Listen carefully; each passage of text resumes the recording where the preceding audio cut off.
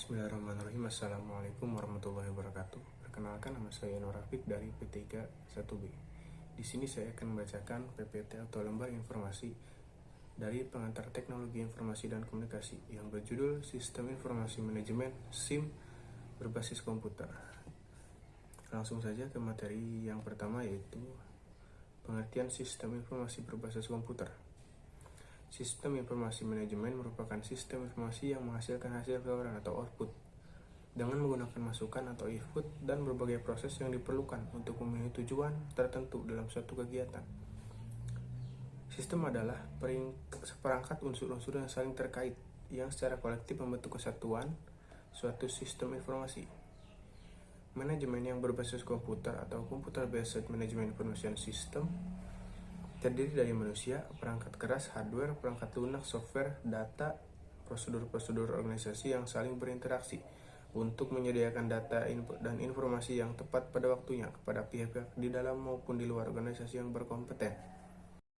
Di sini ada beberapa alasan mengapa komputer merupakan perkakas yang sangat penting di dalam sistem informasi manajemen modern, yaitu sebagai berikut.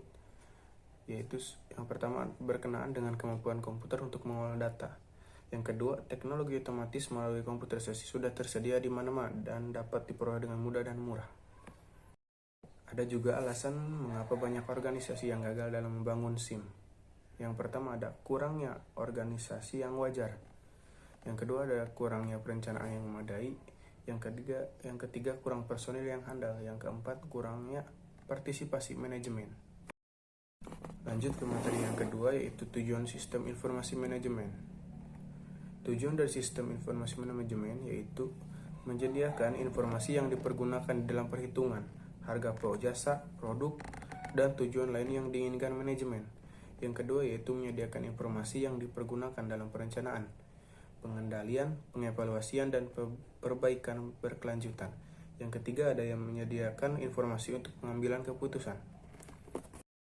Lanjut ke materi yang ketiga, yaitu unsur-unsur SIM berbasis komputer.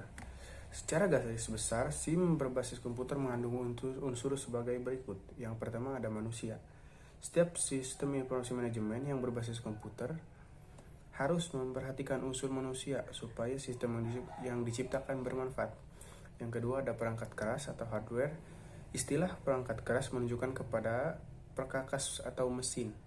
Perangkat keras tersebut terdiri dari Central Processing Unit atau CPU, perkakas pendukung output device, perkakas penyimpan memori, dan perkakas komunikasi. Yang ketiga ada perangkat lunak atau software.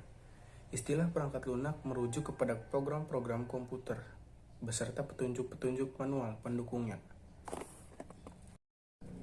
Yang keempat ada data. Data adalah fakta-fakta yang akan dibuat menjadi informasi yang bermanfaat. Data tersebut akan dipilah, dimodifikasi, atau diperbarui oleh program-program yang supaya menjadi sistem informasi. Yang kelima ada prosedur. Prosedur adalah peraturan-peraturan yang menentukan operasi sistem komputer. Misalnya setiap akses operator komputer kepada pengelola induk harus dilaporkan waktu dan otoritasnya. Lanjut ke materi yang keempat ada mekanisme kerja SIM. Sebuah sistem informasi manajemen, baik sistem informasi manual maupun yang dilengkapi dengan perlengkapan sistem komputer, memiliki komponen dasar yang sama, yaitu masukan berupa informasi data, pengolah data, instruksi dan prosedur, keluaran serta catatan-catatan dan arsip. Bahan informasi ini yang akan diolah menjadi suatu informasi yang ke-37 instruksi dan prosedur, pengolah data, catatan dan arsip, input, data output, laporan berguna bagi manusia. Proses pengolahan data-data ini dilakukan dalam suatu mekanisme kerja SIM.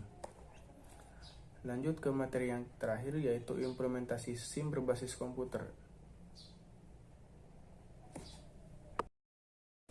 Lanjut ke materi yang terakhir, yaitu implementasi SIM berbasis komputer. Yang pertama ada membuat dan menguji basis data dan jaringan. Penerapan sistem yang baru atau perbaikan sistem dibuat pada basis data dan jaringan yang telah ada. Yang kedua, membuat dan menguji program. Merupakan tahap pertama untuk siklus pengembangan sistem yang spesifik bagi programmer. Yang ketiga, yaitu memasang dan menguji sistem baru. Tahap ini dilakukan untuk meyakinkan bahwa kebutuhan integrasi sistem baru terpenuhi. Yang keempat ada mengirim sistem baru ke dalam sistem operasi.